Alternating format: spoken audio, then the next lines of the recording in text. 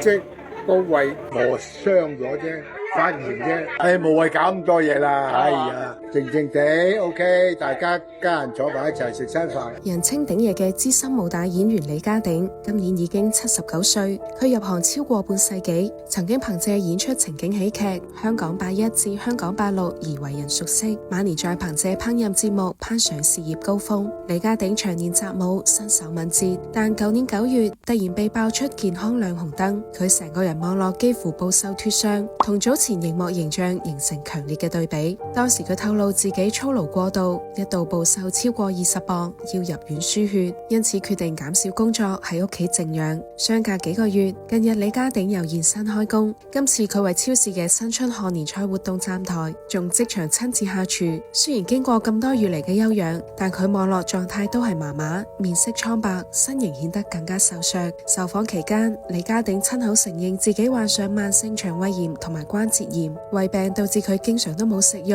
而關節病就令到佢嘅膝頭哥支撐力不足，經常出現骨磨骨嘅情況，導致佢一度痛到無法站立。目前需要每日定時食藥同埋定期到醫院復診。提到即將踏入80歲大壽，飽受病痛折磨嘅佢亦都難露歡顏。佢直言淨係想低調安靜咁過，冇諗住設宴慶祝。